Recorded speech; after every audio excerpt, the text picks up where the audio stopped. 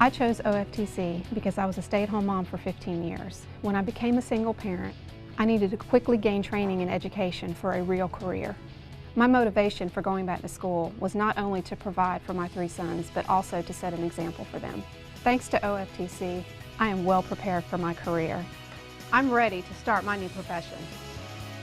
Your life is about to happen, so get ready at Oconee Fall Line Technical College.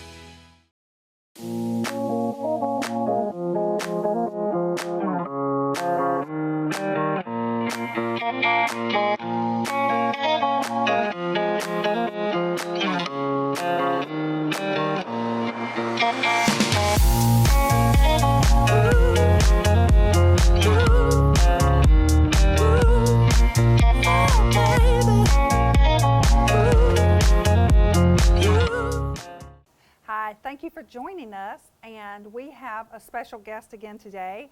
Cindy Schafer is back with us, and we're going to continue to discuss quilting because there was so much to discuss we couldn't get it all in one show. Cindy, I'm so glad you could come back. Glad to be here. And she's actually brought one of my favorite quilts that she has today. I love the pattern. I love the greens. It is, to me, perfect because it represents Dublin so well. Not that she meant to do that, but I just love the colors. It's just such a beautiful pattern. So Cindy, tell us a little bit about this quilt. This is a quilt that I made on the first quilting retreat that I went on. And now explain a little bit about quilting retreats because some people may not know. Right. Very often around the country there are quilt guilds, and these are just women and sometimes men too get together, and they have their quilting bees, or they promote quilting. They go to quilt shows, they teach classes and things like that. My cousin is part of a quilting guild called Prairie Star, and it takes in northern Illinois and southern Wisconsin. There's about 200 members in it, and every year they do 1 or 2 quilting retreats. And 4 years ago, she invited me to come along on this quilting retreat. And this happened to be one of the retreats where we actually had somebody show us a project. Right. And we were able to, we were just asked to bring X amount of fabric, yardage, and colors that we wanted to work on. And they showed us how to do a variation of what's known as the Texas Lone Star. And let's see if we can get this, the full thing. And Oh, okay. I see during it. during the quilting retreat, was last anywhere from usually 3 to 4 days, we were shown how to do the Texas Lone Star, which is here in the middle. We could make it whatever size we wanted to, but when we left after 3 days, we had the start of whatever else we wanted to do with it. Now mine happened to be Right. Because you can see it here. right, that you can see the difference in the pattern. And again, a lot of these are batiks, the watery looking. I had to pick 15 different fabrics, Wow. which was really fun. And I decided to do a king size quilt, which Woo. was, I didn't realize. Around the outside is what's known as the log cabin pattern. And you can turn it all sorts of different ways. The one thing with log cabin pattern, it is usually a light side and a dark side. And they start with their center, and then you just keep adding your strips. There are over 1,000 of these little strips in this quilt. Yeah, because this isn't squares. These are just little These are bitty rectangles, yes. And I had to cut over And 1,000 you decided to of do them. that in a king. That was And a not king, I know. good thinking, was it? No, But I look, love it. And look then, at this back. And then I did a real pop, something totally different. This looks very traditional on the It front, does.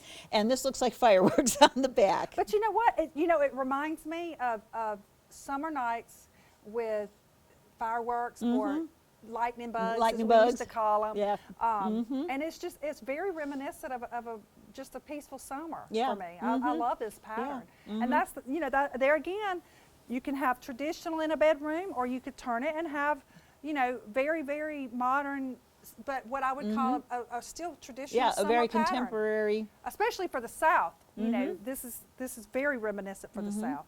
Oh, that's beautiful. So I this love is that one. this is my pride and joy. Yeah, and this one goes on your bed, doesn't Oh it? yeah, definitely. Yeah, this is And gorgeous. very often when you quilt, you end up with all sorts of little scraps that when you become a quilter, you have your stash. And that's where you keep all your pieces of fabric that you don't use in one project, but you might use it in another project. Right. Well, I had enough left over and I found this pattern that makes tiny little houses. Wow. So this is going to be a pillow top. And there again, I cut all my little scraps up and I did little tiny log cabin blocks. I started with my little houses and So everything. I'm assuming this will be the center? Yes, Or- this will be the front of my pillow. So this will be my top. And I will just quilt this part. I'll get a piece of batting and I'll put that on and then I'll make the case probably out of some coordinating fabric. I'm not going to quilt the back or anything like that. Right. And then I'll just put my pillow in it and then that'll go with Yeah, it. because on a pillow, you really don't want the back. No, quilted. you don't really need it. Well, that's a beautiful piece. That'll be interesting when you get that done. So as I said, quilters never throw away their scraps. They just keep sticking them in Well, you drawers. might need it. I See, know, you made a see? beautiful pattern. I got a pillow out of it. so, Exactly. and now to a little bit on how to get started Mm-hmm. and everything. Have determination. Yes, patience, a seam ripper, good shears and things like that. It does take some tools of the trade to get started, cutters and things like that. But there's such a variety of things that you can start with, and I always suggest starting small so you can manage it. Handling a quilt of this size in a sewing machine can be quite intimidating. Handling a sewing machine can be quite intimidating. Yes, I actually sew on my husband's pool table because it's where I can really spread out. Right. So, but there's all sorts of projects that you can go into a quilting store, or sometimes even some of your regular fabric stores, like Joann's has really gotten into it. These two wall hangings happened to be in a kit that the fabrics were actually selected for you.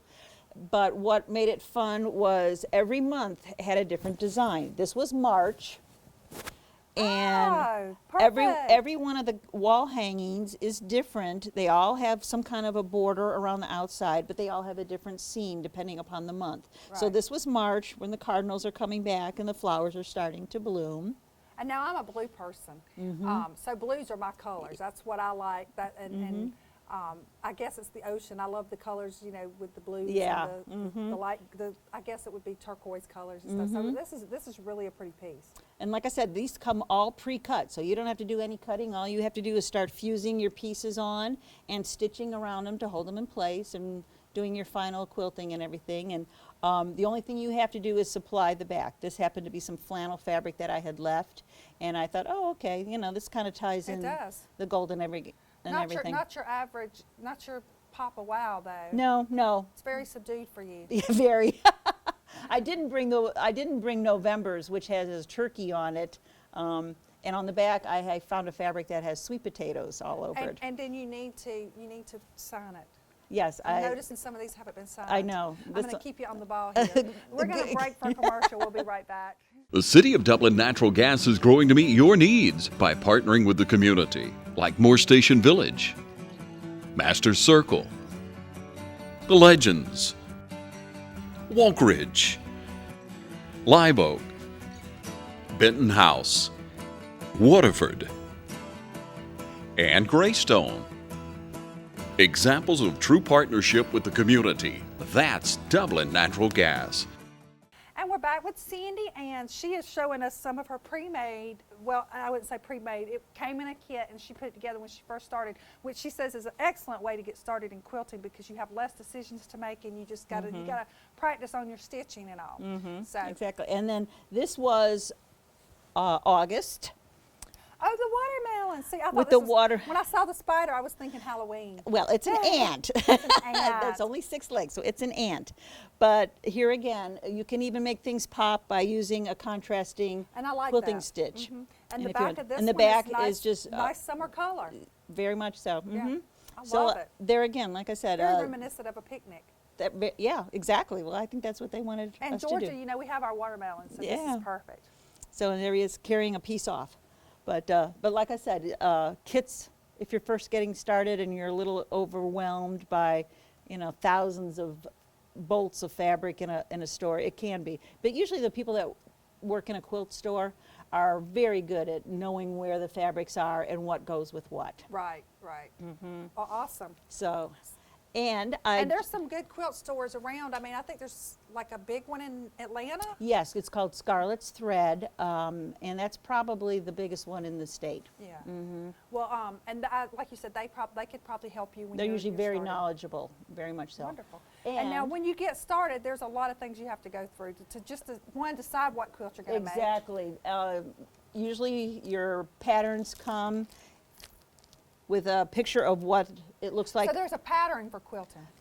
A pattern in that it tells you what it's supposed to look like, the directions on how to put it together, size, and it gives the yardage on how much material you need to have for each size. A baby quilt, a lap size, a double, a twin, a double, queen, king. Okay, So well, see, that's Yellow Brick Road. this might be what it's supposed to look like, but if Rocky did it, it would probably not look like this. Oh, I don't know about that. I would have to say it would be a variation and probably not near the size it's supposed to be. Because I would have a tendency to say, you know what, this isn't worth it. But it's beautiful. I wish I would, at least do one. I would love to. Well, I'll get you started with I'd Elisa. love to get started. I'm sure Derek would appreciate that. I would love to do something so that when if I do have a grandbaby, I could do a baby quilt so that they could keep it with them like you've done for Kate, because it is something special. Oh gosh, yeah. So. So these are your patterns. Like I said, this is Yellow Brick Road, which is a very, very simple one. And then on the quilting retreat that I just went on, the quilting retreat that I just went on, I did a different one. It's called Tile Tango. And the 3 quilts that I made this past week when I was up at the retreat are for my 3 great nieces. They are 1, 5, and 8. And so I made all 3 little girls quilts. 2 of them are sisters. And You made 3 quilts in 1 week? in about 3 days, actually. I hate to tell you. See what you can do when you don't have anything stopping you around the house? Yes, I know. But anyway, one of the Tile Tango, and this one is probably one of the most. And now you still have to put the backing and all I this. have to put it together. Right. This is the Tile Tango, and this is for the 1-year-old. And I this, love the colors. This started with the music notes. The yellow in here have little music notes on it. And I tried to pull out those colors into the bigger pieces. It's really, I love the pattern. It's so bright and cheery. And the back, I still had, from my stash, I had some more of my feather patterns. That's going to be really nice. So the cousins will have a tie, even though they're in Oregon. They'll have the same fabric that my granddaughter Kate has on her quilt down here in Georgia. That's awesome. But it pulled in the purple and the pink and the green and everything. Yeah, it does. It's going to be beautiful. I can't wait to see you finish this one. Yeah, I'm excited. So that was what I made on one of the days. And they do go together really, really fast. It took some time getting it all cut. I had it all pre-cut out before I left for the retreat, and that helped a lot. Yeah. I didn't spend, a whole day just cutting out my fabric. So that's Tile Tango, and like I said, that That is amazing. it was a lot easier than, we can get that later. So that's Tile Tango. And then for the 2 sisters, this is for the older one. And this has little ladybugs around the border Oh, how pretty. and butterflies. She's a pink and green, frou-frou-y little girl. Loves to dance and Yeah, I see everything the like little that. ladybugs over here. Yeah, there's little over here, ladybugs and butterflies. and everything. And These are perfect colors. And her back is coordinating, but it pops. It has the same colors, a little bit different. Thought it kind of looked like Allison. I like that too. So see there again, the colors. I mean, the back that she picked, they actually have two Right. quilts She in can one. put it put it on the other side if she Right. decides to. So Right. that's for Allison. And then her younger sister is Samantha Rose, and so for her I picked fabrics that had rose colored, and she's not quite as girly girl. Yeah. And She's so this like is a me. little bit more subdued, but it has the rose colors for her middle name. Yeah, and these colors blend so well together. And the two of them share a room, so I was trying to, there again, trying to pick something that, right. you know, was, This is just like very nature. I feel like, you know, with the leaves and the colors, it's like being outside on a spring Yeah. afternoon. And now, what backing have you picked for this? Have you chose yet? it has the rose colors in it, and it has little tiny white flowers in it. So I didn't bring that because I was really loaded Yeah, down with fully everything. loaded down But I today. wanted to show you, they look so intricate when they're all put together. But actually when you're working on it, you just sew 3-5 pieces together. Again, this is yellow brick road, and every yellow brick road looks different because all the fabrics have been different. Right, And right. how you turn your blocks to, So you basically make a certain size square and then you just start putting your squares together. together however you want. Oh, that's got puzzle pieces. That's cute. That's what it looks like. It looks like puzzle pieces, exactly. And I didn't notice it, but they're right here. yeah. Yeah. So you can see how different they can look Yeah. just by turning them different ways, and anybody could do this. you I know? might could do this piece. Yeah. Do you think this would be big enough for my dog? So you My just dog would love a quilt. She is very cold-natured. so you can see how, you know, you start small and you just keep putting together, and after you get to this point, I will show you what our next step is. Okay. We're going to take a break and we'll be right back. I expect to learn a lot about all the trades, especially masonry, because that's something I really enjoy doing. Basically operate any other equipment you would use in a construction class in everyday life. It's giving me life skills that I can pass on to future generations. It is a school club that people can join, and it's basically to get you ready for the future. I really appreciate West Lawrence High School for letting this be possible for us to have this construction class. The bottom line is it's all about the kids. And my number one mission is to help these kids learn a trade to the point where they can become gainfully employed.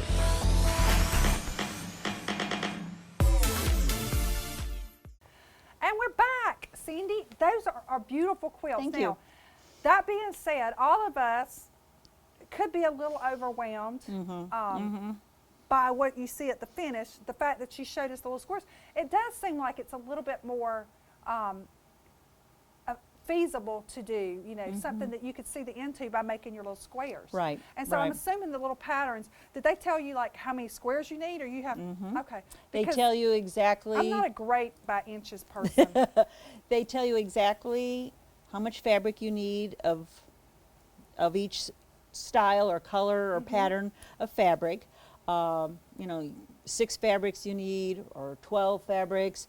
You don't have to do that. If you wanted to do it all one color, you would just need whatever yardage it is, and then they'll tell you in the directions, cut 12 strips, 3.5 by 8.5. Yeah. And you don't have scissors because that doesn't give a good line. You do a rotary cutter. That's what I was going to ask you, because I tend to cut crooked. I don't care if there's a ruler on either side. I can make it crooked.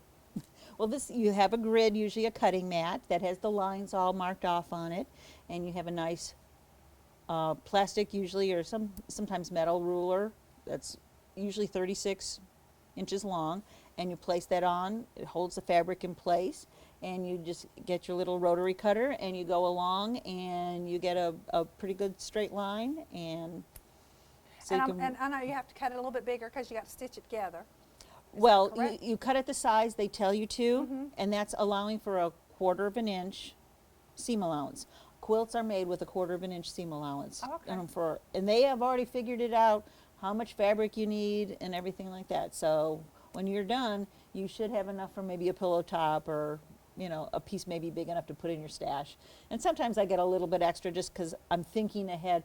Oh, I really like this fabric. Maybe I can use it on something else. Right. So when you get the pattern, they give you enough, but then you could always take that as a center and build around it Right, for you what can do you're more wanting. borders around the outside if you wanted to. So, all right. So well, after it's put together, then you get your batting, and it sometimes comes packaged like this. I'll fold it up and it'll say this is a twin size, so I know that there's enough batting in here for a twin size quilt. Sometimes it comes in a roll, and if you're really working on a big one like the king size quilt that I made, they will have big rolls of batting, and they just unroll it and cut it, because usually the king size is not packaged, because Right. most people don't attempt one quite that size, so there's not much of a market for a prepackaged one. But you can buy the baby size, the twin size, twin and queen, and a lot of times I'll go ahead and I'll get a queen size package, only because I can get a couple of quilts out of one package. Right. And then that way I have it on hand if I want it. well, now, so this goes. You do your your squares. And then you would take your batting and lay it out in the single layer, and you will pin you can see it's warm, but it's not real heavy. Right. Right. And you will usually have to iron your wrinkles out first, because you don't want to sew it. Right. With With- wrinkles. with the 'cause then wrinkles you'll have in it. wrinkles permanently. And you will just put your top piece on, put your batting, and then you put your backing. You pin it, and you start stitching either a free arm, free hand, where you can just go wherever you want to with the sewing machine. I like to stitch in the ditch, which is wherever there's a seam allowance, you just do regular stitching or maybe a decorative stitching. But when you're first starting out, that's probably the easiest, is to just follow your seam from your pieces and stitch in the ditch, and that holds you do it through all the layers, and that holds everything in place. So if you've got stitches in every square, you have to stitch this in every square? This is all going to be one, you're going to handle this like one piece of fabric. You'll have your top, your middle, and your bottom. Right. And then that becomes like one piece of fabric. You just think of it. You don't have to stitch every single little square. Okay. You can just stitch around the big blocks, Yeah. or you can stitch, around the big block and maybe just around the center block, whatever you want to do. And then you start from the middle usually and work your way out. Ah. Or you Do can I do it look in rows. confused? Because, in my mind, I'm seeing this and it's like, wow, that's just putting the back on seems very, very daunting to me. You just have to remember that after you've layered it, you just think of it then as one piece of fabric. Very thick, but one piece of fabric. I hope everybody out there is really understanding this.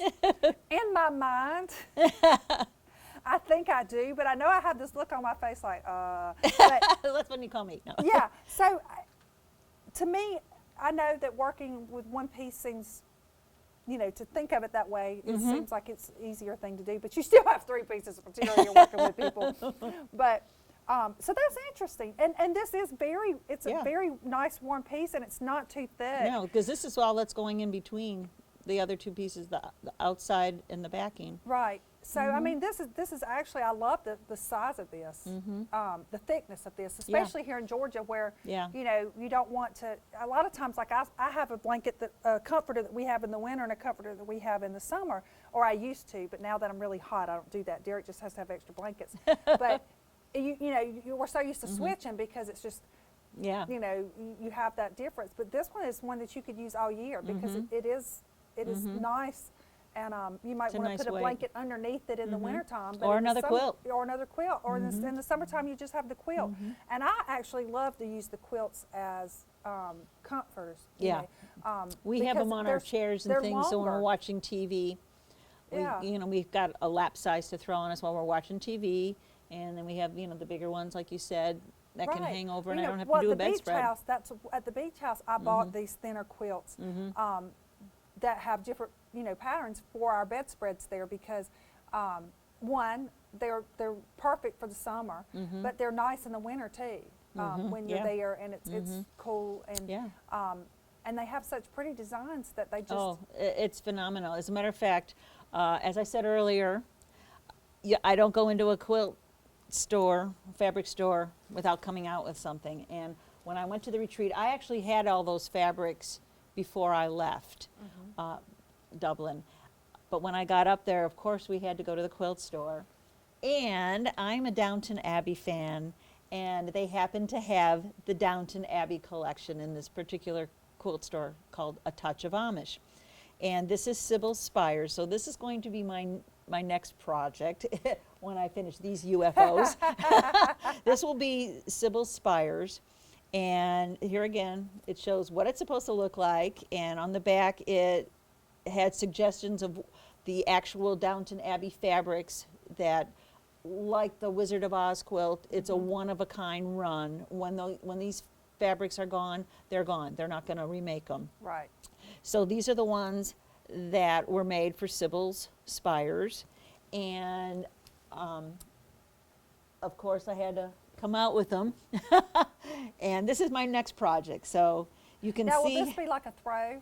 No, this is Or going to gonna be, I think it's 50, the finished product, it tells you on here something. It's 76 by 93. So it's a good size. It's, I can't think of the math right now. It's pretty close to either a double or a queen. It's, okay. it's good so size. It's going to be a nice size one. Yeah, definitely.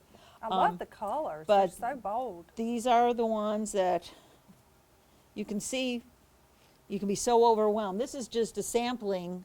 These are actual authentic Downton Abbey prints. That these will be my spires and everything. And this is my background, and I'm sure we can't see on TV, but this is actually a white on white. There's a little bit of a Little rose white. Yeah, I on see there. That.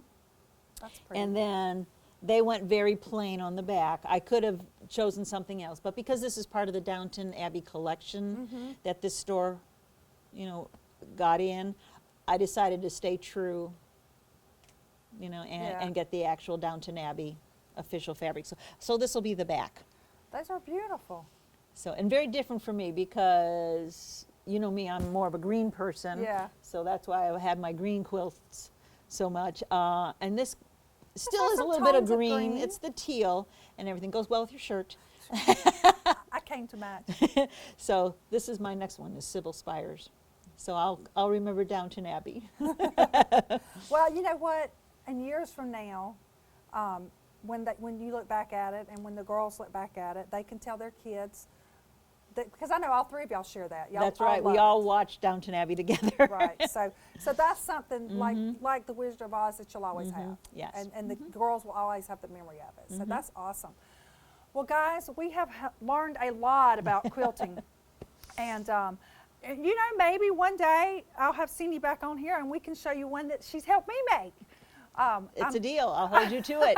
You hold me to my That's right. my Every things. every time I see him, I say, "Have you put the back? Have you put my your name label the back on? of your Have you quilt?" put your label on? So- I say, have you started your quilt? But you know, quilting is something that I love quilts. I mean, I love having them. I love seeing them.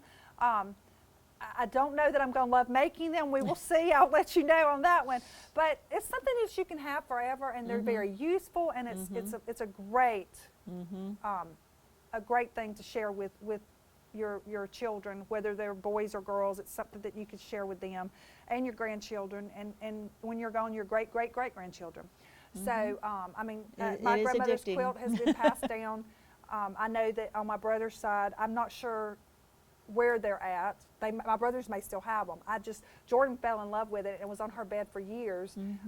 And I knew that it was going to be colder in New York. And she's a cold-natured person, so it was really, really a no-brainer for me to say, you know, you're going to get Take this. your quilt. Probably with my brothers, I would say that, you know, they're going to have to fight over it. So that will be interesting. Maybe I'll go get them before them. There you go. But so, you know, I had another age saying about aging, but I don't think it's about aging. It's ageless. You know, I think that it's about passing on everything that we've learned to those that are coming behind us so that they can pass it on. It's funny because the other night we were talking to my parents, and I was asking questions about, you know, my grandparents, and I never knew my mom's parents because they died before I was born.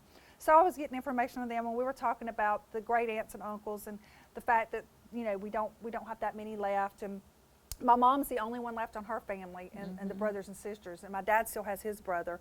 But so we were talking about all the aunts and uncles and how much fun we had going to their house, and great aunts and uncles, and how all the kids are grown now, and you know, we see them on Facebook because we're all friends on Facebook. But it was, Jordan was sitting there listening, and you know, she was asking questions, and I'm thinking, we look through books all the time of my mom's, with all the different grandparents and aunts and uncles and stuff, and we go through, and my mom's written underneath them who everybody was, because as I get older, I forget too. And we've gone through it since Jordan was little, and that's what she always loved to do, was look at pictures and stuff. And she was asking questions, and you know, so many times we don't think about all the wisdom that our parents and our grandparents have to offer. And as I age, and I start to get into the situation where, you know, I have very little, I have both my parents left. I'm grateful, and I'm very blessed to have both my parents left. And Derek has both his parents, so Jordan has been able to really spend time with them, and we don't have that very long, you know. And as we get older, I think about what will our grandchildren remember about us. Right. So we need to share traditions. Whatever your tradition is, share it with your family so that it can live on, because we never really die if we've lived with our family and we've shared everything that we know. It will continue to be talked about, just like we were talking the other night. You know, and our grandparents came alive for Jordan, somebody that she never met and somebody that I never met, actually became people that we could see and feel and love. And I think that if you do that with your traditions, then you will live on forever. Thank you, Cindy, for joining us. Thank you for having me. And we will see you next time.